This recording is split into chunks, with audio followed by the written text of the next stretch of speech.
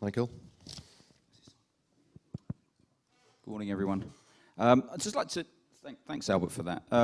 It's not surprising that rates are continuing to decrease in a class of business like terrorism when I think the market stats suggest that the loss ratios are single digit on a gross and just about single digit on a net basis as well when you take into account brokerage and commission.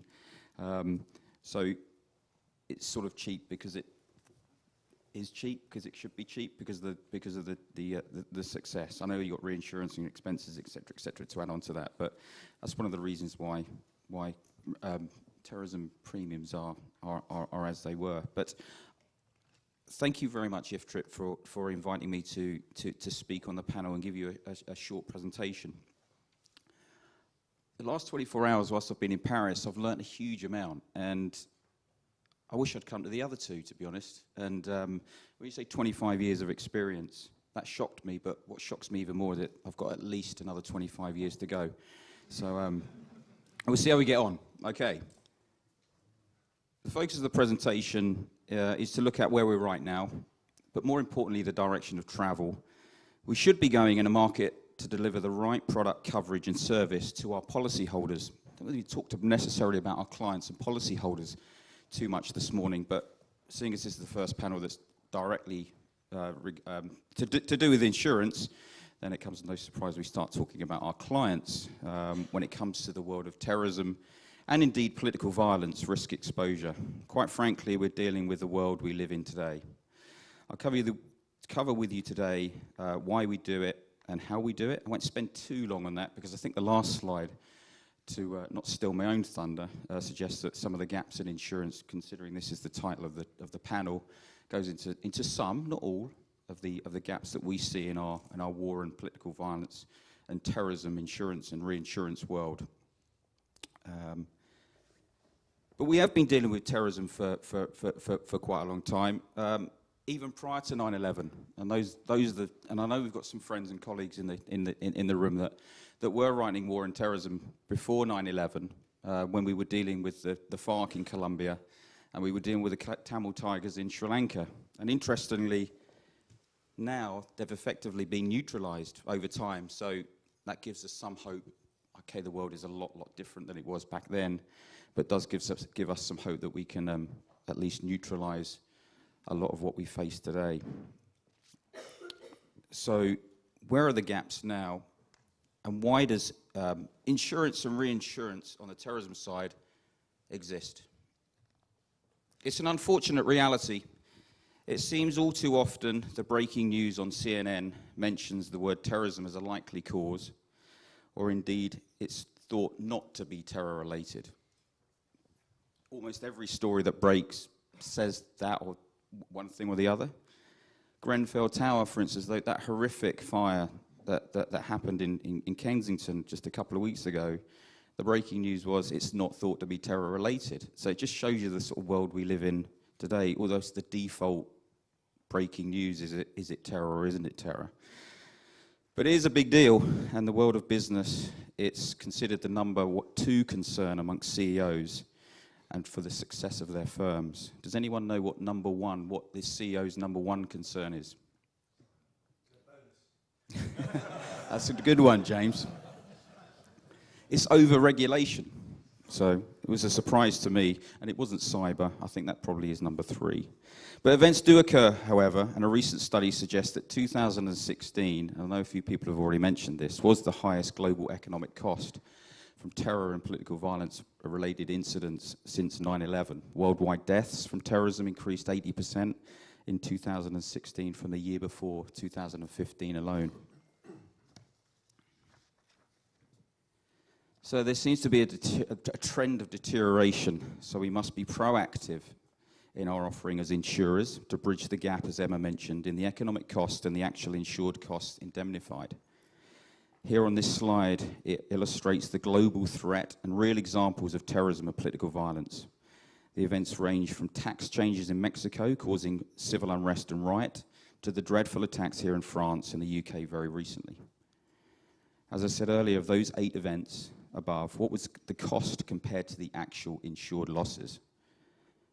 At Liberty Specialty Markets, we have paid some losses from these events. And it shows that we are penetrating and giving insurance cover to some, but not everyone, and not all. And I think there's some real sort of thought leadership, things that we can do, because it's a two-way street, right? Clients come to us and say, we need cyber, or we need NBCR, or we need loss of attraction. But I'm not too sure how often that we actually go out and do panels like this and seminars and business travel and actually say what is available to clients and what they really need and what's the availability. Now, I'd say, I'm going a little bit off track now, but I'd say that cyber's in that world at the moment, like terrorism was post 9/11. It was a new market. A lot of players didn't do it, refused to do it, refused to just exclude terrorism 100%. And we're a little bit like that in the cyber, whether you talk about data breach or you talk about PD, or we talk about some of the gaps that we're seeing in terrorism, reinsurance, and insurance. That there's a reluctance to actually look into these incidents or gaps or coverages, whereas the few are looking at it. And we'll go into a little bit later to discuss just some of those.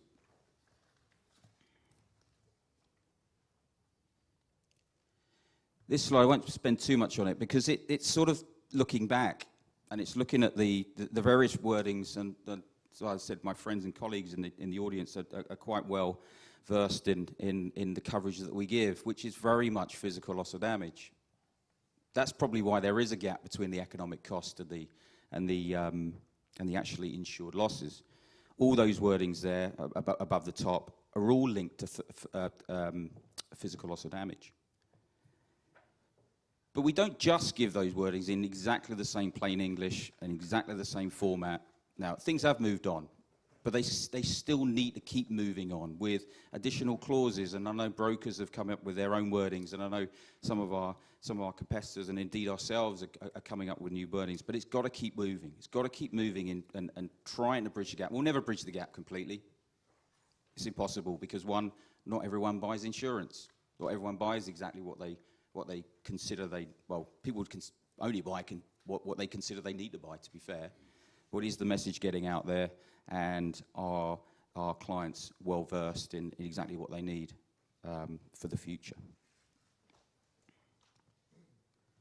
Here we go. So here are some of the gaps. And when I watched the London Bridge attacks in London, I think it happened late on a Saturday night, so I wasn't doing much. And the dreadful injuries and a really horrific loss of life. After that, I started thinking, what's the economic cost? Because as an insurer, it was quite clear that there wasn't a huge amount of physical loss or damage.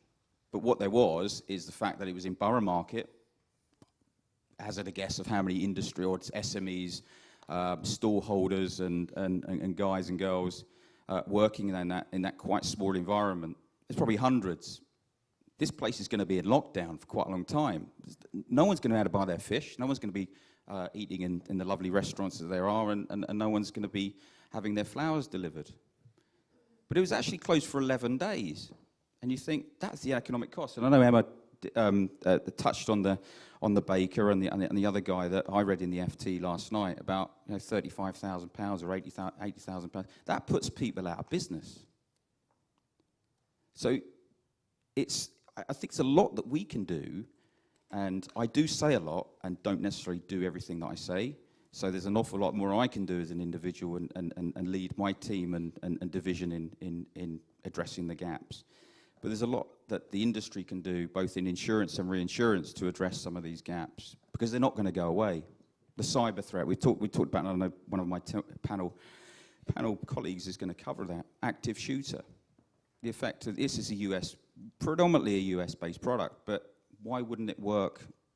We're talking about third-party liability, paying for injuries to third parties on a university campus or in a hospital or in a cinema, for instance, where someone comes in a lone wolf with a gun or even with a knife or a machete and comes and causes not very much physical loss or damage, but injures people and sometimes kills, because it's going to happen at some point.